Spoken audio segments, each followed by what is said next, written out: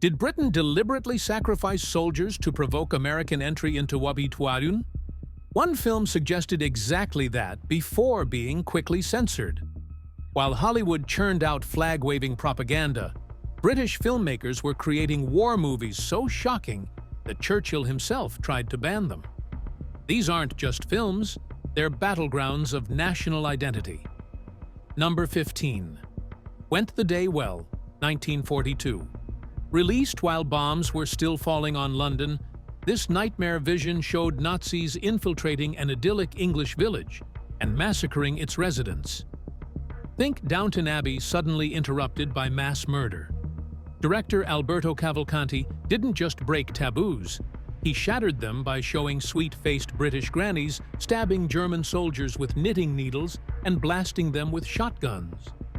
The film was so disturbing that contemporary audiences gasped in horror at scenes of ruthless Germans executing women and children.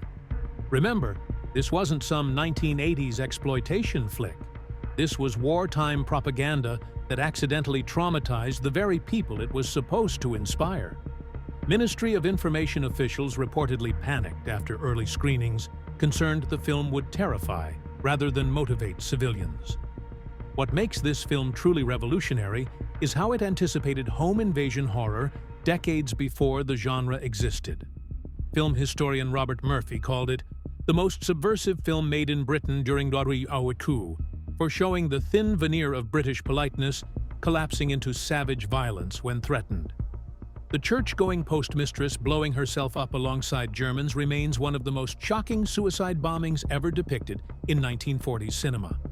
Modern audiences are often stunned to discover this film's existence, assuming wartime British cinema was all stiff upper lips and gentle patriotism. Instead, it delivered a bloodbath that wouldn't look out of place alongside today's brutal war films, proving British propaganda had teeth and wasn't afraid to draw blood. Number 14. The Life and Death of Colonel Blimp, 1943. Winston Churchill tried to personally ban this film. Let that sink in. The Prime Minister of wartime Britain actively attempted to prevent this Technicolor masterpiece from being made because it dared to include, prepare yourself, a sympathetic German character during the height of the war. Powell and Pressburger essentially told Churchill to shove it and made their movie anyway. The film follows a British officer from the Boer War through both world wars, showing his friendship with a German officer who later opposes Nazism. This humanized portrait of a good German was considered practically treasonous in 1943. Churchill was so enraged, he denied the filmmakers access to military equipment and personnel, forcing them to use wooden mock-ups for tanks and reluctant extras as soldiers. The controversy wasn't just political. The film's 163-minute runtime and elaborate Technicolor production during wartime rationing struck many as obscenely wasteful. Critics were divided, with some calling it dangerously sympathetic to the enemy, while others recognized its humanistic brilliance. The film's most shocking suggestion? That old-school British military traditions were outdated against Nazi ruthlessness. This slap in the face to the establishment was considered so inflammatory that the film wasn't shown on British television until 1976, 3 decades after the war's end. Martin Scorsese later called it one of the greatest films ever made and personally funded its restoration. The irony? This film Churchill tried to suppress has outlasted most of the propaganda he approved, proving controversial art endures while safe conformity fades away. Number 13. The Dam Busters, 1955. Britain's most beloved war film is also its most problematic. For decades, this true story of RAF pilots using bouncing bombs to destroy German dams was mandatory Christmas viewing on British TV. But there's one massive issue nobody wants to address. The squadron leader's black dog, named after a racial slur so offensive, I can't even hint at it here. Director Michael Anderson filmed the movie with historical accuracy, including the dog's original name, which appears 12 times in the movie as characters call out to the canine mascot. This has created an editing nightmare for modern broadcasters who must either awkwardly cut around these moments, dub in alternative names, or simply mute the dialogue, resulting in bizarre, jumpy sequences that confuse viewers. The controversy exploded in 2011 when rumors circulated that Peter Jackson's planned remake would rename the dog Digger, prompting outraged traditionalists to launch petitions demanding the original name be retained for historical accuracy. Stephen Fry, who wrote the remake's script, received death threats for suggesting the change. Jackson's remake remains in development hell, partly due to this unresolvable controversy. What makes this situation particularly painful is that the film is genuinely brilliant. The special effects were groundbreaking for their time, and the tension of the bombing raids remains edge-of-your-seat cinema. Acclaimed critic Leonard Maltin called it the definitive WWII bombing mission movie. But each rewatch now comes with an ethical dilemma for viewers. Appreciate a classic while wincing at its casual racism? Or demand editing that compromises its artistic integrity? The film's legacy illustrates Britain's uncomfortable relationship with its imperial past, desperately proud of its wartime achievements, while increasingly uneasy about the casual prejudices that accompanied them. Number 12. The Cruel Sea, 1953. This brutal naval warfare epic shocked audiences with one of the most morally devastating scenes in war cinema. A British captain deliberately ramming his ship into German survivors floating in the water. Let that sink in. The film's hero commits what would today be classified as a war crime, running over desperate men as they scream for mercy. And the film forces viewers to agree with his decision. Based on Nicholas Montserrat's best-selling novel, this unflinching portrayal of the Battle of the Atlantic stripped away the romance of naval warfare. Director Charles Friend insisted on shooting at sea in actual stormy conditions, causing the actors to suffer genuine seasickness during filming. Their green faces aren't makeup. Jack Hawkins, playing Captain Erickson, reportedly vomited between takes during the harrowing depth charge sequences. The film's premiere caused walkouts when viewers couldn't handle the realistic portrayal of sailors being burned alive in oil slicks. One naval veteran reportedly suffered a breakdown during screening, believing he was back at sea. Despite this, it became the third highest-grossing film in Britain that year, suggesting audiences were ready for unvarnished truth about the war. What's truly controversial is how the film systematically dismantles the myth of clean, honorable naval warfare. As critic Alexander Walker noted, it was the first British war film to suggest that victory came at the cost of our own humanity. The psychological deterioration of the officers, descending from idealistic professionals to hollow-eyed killers, challenged the prevailing narrative that Britain won the war without moral compromise. The American release cut nearly 20 minutes, including most scenes showing British sailors breaking down from stress. Apparently, U.S. distributors couldn't bear seeing allies portrayed as vulnerable humans rather than stoic heroes. Number 11. The Mackenzie Break, 1970. This might be the only major WWII film where you're actively rooting for the Nazis to escape. Based on actual events, the film follows German U-boat captain Willy Schlueter planning a mass breakout from a Scottish POW camp, with Brian Keith as the Irish intelligence officer trying to stop him. The truly revolutionary aspect? The Germans are portrayed as the clever, resourceful protagonists, while the British are the bumbling antagonists. The film caused immediate controversy for humanizing German submarine commanders, men who had been demonized in British war films for decades. Helmut Grimm's charismatic performance as Schlueter was so compelling that British veterans groups condemned the film for creating sympathy for the men who murdered our sailors. The British Board of Film Censors demanded cuts to scenes showing German prisoners outsmarting their captors, worried it would undermine national pride. What really infuriated critics was the film's suggestion that British camps mistreated German prisoners. One shocking sequence shows British guards beating a prisoner during interrogation, a scene the Ministry of Defense tried to have removed, claiming it was damaging to the reputation of our armed forces. Director Lamont Johnson refused. pointing out that Allied mistreatment of POWs was documented historical fact. The film performed poorly at the UK box office, but found an unlikely audience in Germany, where it was celebrated for showing German soldiers as intelligent individuals rather than faceless villains. The irony wasn't lost on British reviewers, with one noting, "We've somehow made a propaganda film for our former enemies." Perhaps most controversial was the film's ending, which leaves audiences genuinely disappointed when the escape fails, a remarkable achievement for a British film about Germans trying to return to Hitler's army. Number 10. Overlord, 1975. Imagine the government funding an experimental art film suggesting D-Day soldiers were nothing but lambs led to inevitable slaughter. That's exactly what happened with Overlord, financed by the British government, yet portraying the war as a mechanized meat grinder consuming young men. Director Stuart Cooper spent 3 years searching classified Imperial War Museum archives, discovering footage so graphic it had been suppressed for decades. The film interweaves this never-before-seen real war footage with a fictional story of Tom, a young recruit who experiences premonitions of his own death. The effect is dreamlike and devastating, showing war not as heroic sacrifice, but as industrial-scale killing.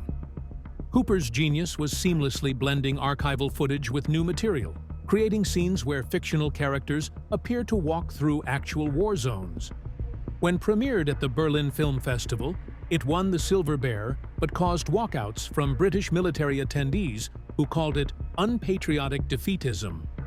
The British press largely ignored it, with one critic dismissing it as art house nonsense that dishonors our fallen. After a limited release, it effectively disappeared for 30 years, becoming a legendary lost film until its 2007 restoration. What makes Overlord truly subversive is its core message, that individual lives meant nothing in the grand war machine. As film scholar Keith Ulick noted, it may be the only war film that makes you feel what it's like to be simultaneously alive, dead, and somewhere in between. The film's most powerful sequence shows actual footage of training exercises where soldiers died in accidents, demonstrating how men were killed by their own side before even reaching combat. Modern critics now rank it among Britain's greatest war films, proving sometimes the most controversial art eventually becomes the most essential. Number 9. Ice Cold in Alex, 1958. This desert war classic was heavily censored internationally for showing Allied soldiers drinking beer. Yes, really. While that might sound ridiculous today, the film's infamous 4-minute scene of soldiers sensually enjoying cold lagers after crossing the Sahara was considered so hedonistic it was cut from American releases. The US version removed nearly every drinking reference, destroying the entire point of a film literally named after a beer. Set during the North African campaign, the story follows a small group escaping from Tobruk across the desert in an ambulance. Director J. Lee Thompson insisted on shooting in actual Libyan desert locations in a 120-degree heat, where the cast suffered genuine dehydration and sunstroke. John Mills lost 12 pounds during filming and was hospitalized twice for heat exhaustion. His trembling hands, when finally grasping the beer glass, required no acting. The film's most controversial element wasn't just the drinking, but the inclusion of a sympathetic German character who helps the British escape. The scene where British Captain Mills embraces the German officer caused outrage among veterans groups, with the British Legion calling it disrespectful to those who died fighting the Nazis. The filmmakers received hate mail accusing them of being German sympathizers. What truly distinguished the film was its technical authenticity. Thompson used real military vehicles that frequently broke down during shooting, incorporating these genuine breakdowns into the story. The famous sequence where they extract the ambulance from quicksand was an actual accident. The vehicle really sank, and the crew spent 3 days rescuing it while cameras rolled. The final beer scene has become so iconic in Britain that Carlsberg recreated it for a TV commercial decades later. Ironically, a moment once considered too inappropriate for audiences has become the film's most celebrated sequence, proving controversy often ages better than conformity. Number 8. The Man Who Never Was, 1956. Imagine the British government trying to prevent a film from revealing one of their greatest wartime deceptions, a plan so secret and morally questionable that its disclosure threatened national security. That's exactly what happened with this true story of Operation Mincemeat, where British intelligence dressed a corpse as a naval officer, planted fake invasion plans on the body, and let it wash ashore in Spain for Nazis to discover. The film caused an immediate uproar upon release.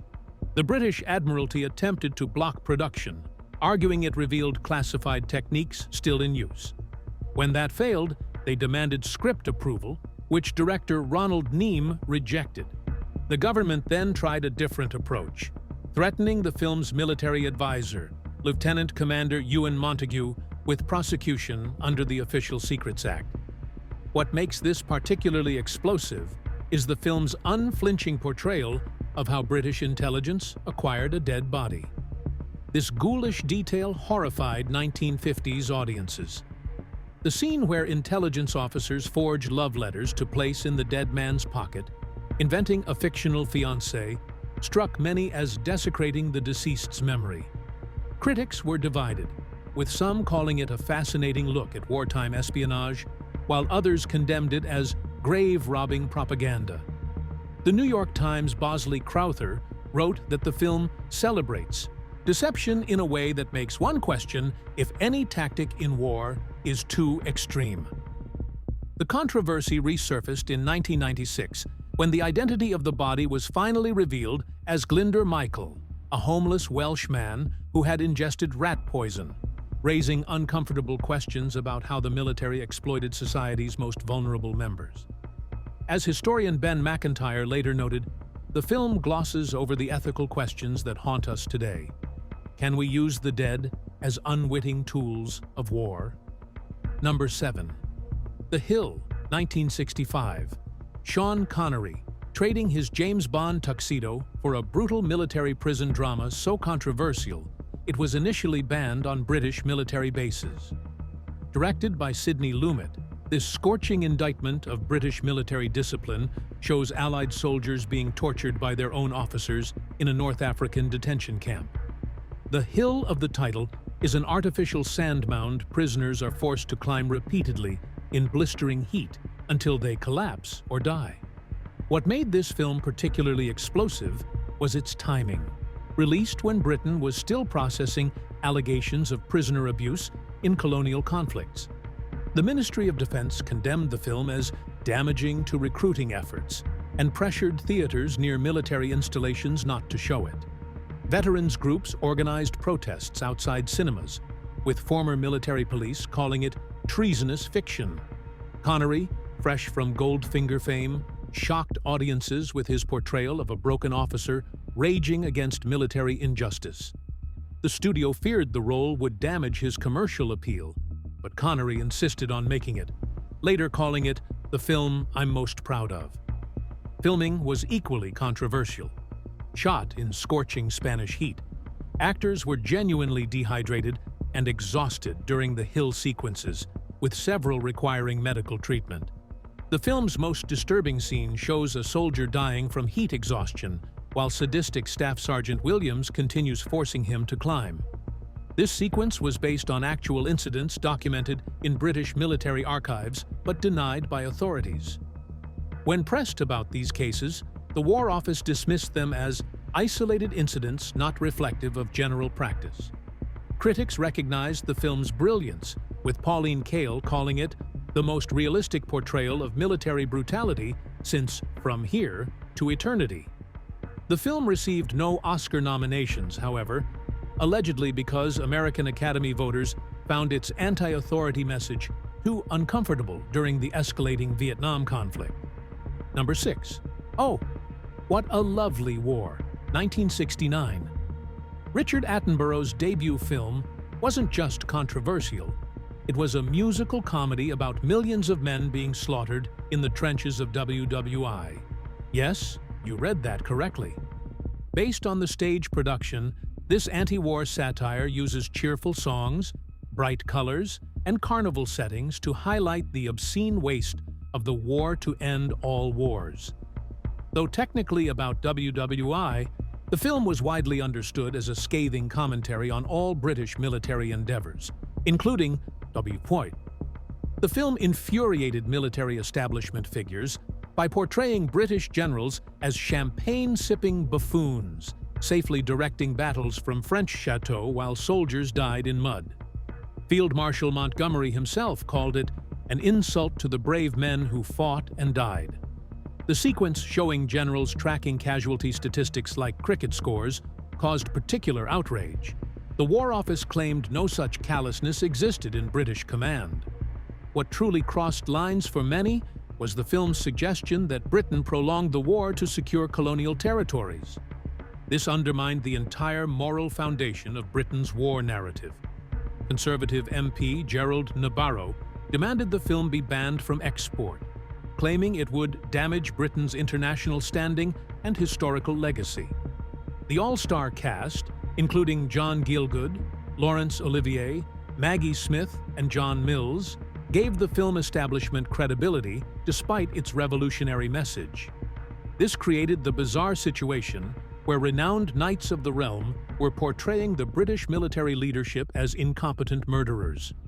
Most shocking was the final aerial shot pulling back from a hill covered with thousands of white crosses, revealed to be just a tiny fraction of the war's casualties.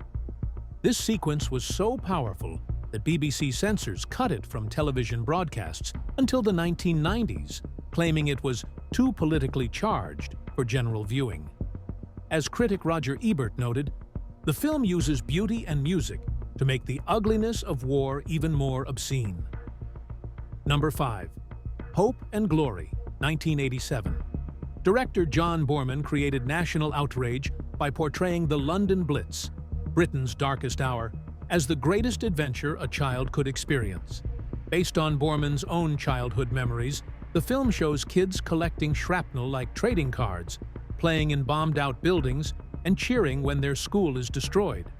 One scene shows the protagonist's family actually celebrating when a bomb hits their house, because now they can move to the countryside. Veterans groups and Blitz survivors condemned the film as making light of genuine suffering and disrespecting the thousands who died. The Imperial War Museum initially refused to cooperate with production, concerned the film would trivialize the civilian experience of war. Most controversial was the portrayal of adults engaging in casual infidelity during air raids, suggesting crisis loosened British moral standards rather than strengthening them. Boorman refused to apologize, telling The Guardian, "This is exactly how children experience the war. As exciting, as liberating." The bombing disrupted authority in school and created a kind of anarchic playground. It's uncomfortable because it contradicts the myth of universal suffering, but it's true. This statement itself caused further controversy. What particularly disturbed traditional critics was the film's subversion of the Blitz spirit narrative, the cherished belief that Londoners stoically united during bombings. Instead, Boorman shows opportunists looting bombed shops, neighbors squabbling over garden boundaries even as fires rage, and civilians more focused on personal dramas than national survival.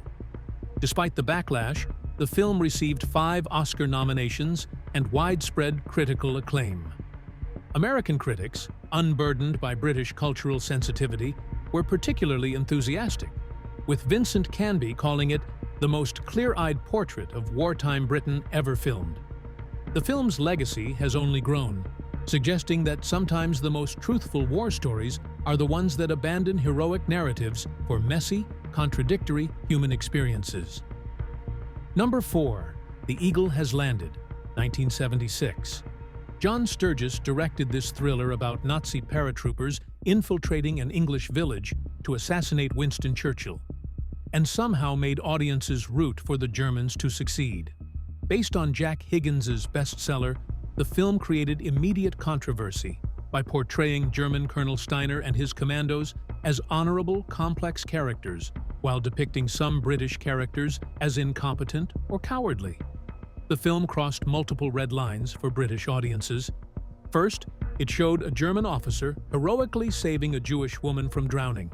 Second, it portrayed Irish villagers eagerly helping the Germans out of hatred for British rule. Third, and perhaps most inflammatory, it suggested Churchill was used as bait by his own intelligence services, a treasonous implication that enraged Churchill loyalists. The British Legion demanded cuts to scenes showing collaboration between Irish locals and Germans, claiming it rewrote history to slander our allies. The scene where an American officer accidentally massacres his own troops was also controversial, with the U.S. Embassy reportedly requesting its removal. What made the film particularly subversive was its casting.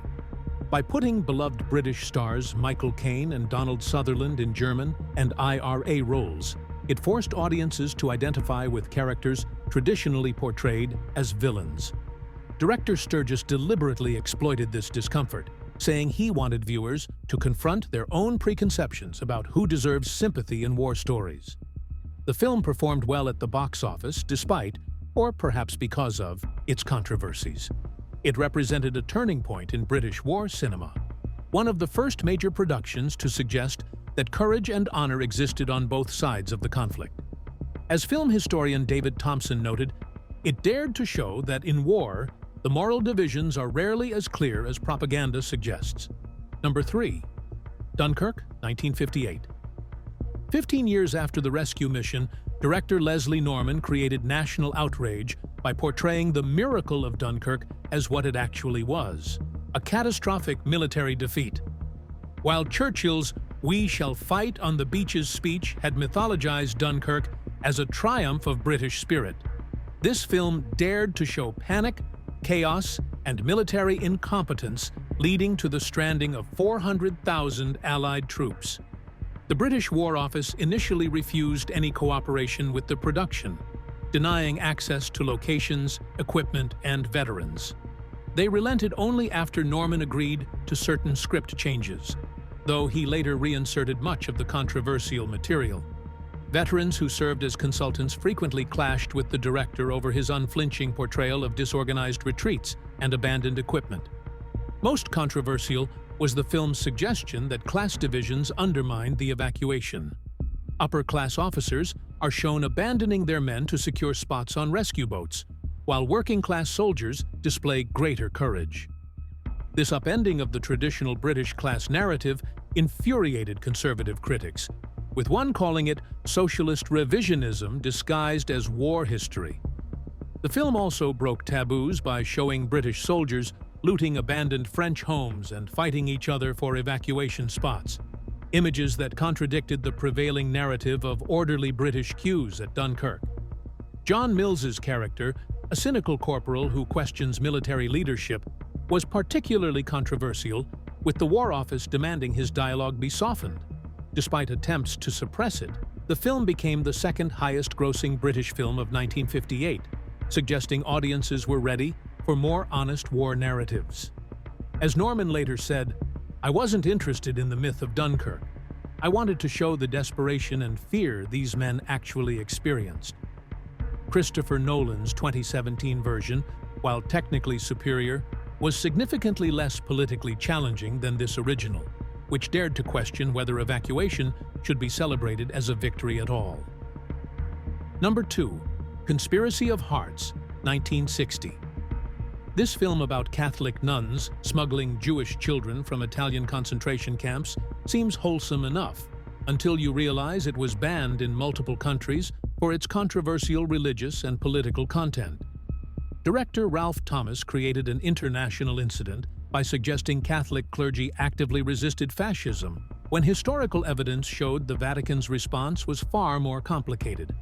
The film follows Italian nuns and a British POW helping Jewish children escape, risking execution for defying both Italian and German authorities.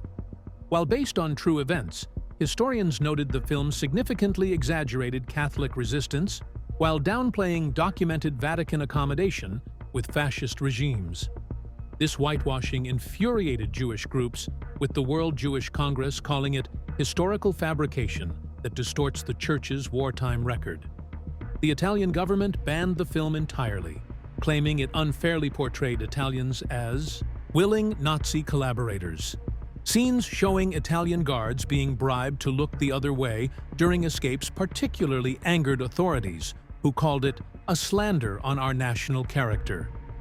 Germany also restricted screenings, objecting to the portrayal of German officers executing nuns. What made the film truly explosive in Britain was its timing. Released just as Adolf Eichmann's capture and trial was bringing Holocaust complicity into public discourse. The film's suggestion that ordinary Christians could have easily saved Jews if they'd simply chosen to act raised uncomfortable questions about widespread failure to intervene. The film's most controversial scene shows a nun telling Jewish children to temporarily practice Catholic rituals to blend in, including crossing themselves and reciting Christian prayers. Jewish religious authorities condemned this portrayal, noting that pressuring Jewish children to adopt Christian practices, even temporarily, constituted cultural erasure. Despite these controversies, or perhaps because of them, the film performed well commercially and earned 3 BAFTA nominations. As film historian Mark Glancy noted, it offered post-war British audiences a comforting fantasy that someone was heroically saving children when, in reality, most of Europe's Jewish children were abandoned to their fate. Number 1. The Battle of the River Plate, 1956. The most controversial British war film ever made might surprise you. It's this seemingly straightforward naval drama by Powell and Pressburger. Why? Because it committed the ultimate wartime sin, humanizing the enemy. Not just any enemy, but an actual Nazi captain who was still alive when the film was made. The directors portrayed German Captain Hans Langsdorff as honorable, intelligent, and humane. Qualities British cinema had steadfastly denied any German military figure. The film recreates the 1939 naval battle where British cruisers cornered the German pocket battleship Graf Spee in Montevideo Harbor. Rather than having his ship captured, the real Langsdorff scuttled the vessel and then shot himself. The film portrays this suicide as a tragic act of honor, rather than cowardice or Nazi fanaticism, suggesting Langsdorff was a professional sailor caught in a political war he didn't fully support. The Admiralty initially refused cooperation, objecting to scenes showing British tactics and equipment limitations. They relented only after Powell agreed to certain technical inaccuracies to protect military secrets, though he later admitted deliberately ignoring these restrictions. Veterans who served in the actual battle criticized the film for making the Graf Spee seem more formidable than it was, claiming it exaggerated German capabilities. What truly outraged many was the film's suggestion that there was mutual respect between British and German naval officers, implying a kind of gentlemanly war at sea when civilians were being bombed in Europe. The sequence where British officers toast their German counterparts for their seamanship was condemned as treasonous fraternization by some veterans groups. Most controversial was the filmmakers' decision to consult with surviving German officers from the Graf Spee for technical accuracy. This collaboration with former enemies just a decade after the war ended created a political firestorm, with MPs questioning whether the film served German revisionism rather than British interests. As film historian Ian Christie noted, by refusing to demonize Langsdorff, Powell and Pressburger committed the ultimate wartime heresy, suggesting that honor and humanity existed on both sides of the conflict.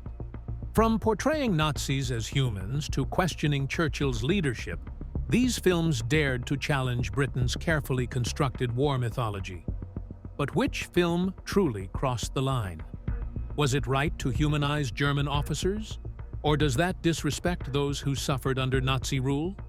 Should war films show our heroes making moral compromises? Or does that undermine national pride? Let me know in the comments which controversial perspective you think was most justified, or if some stories should simply remain untold.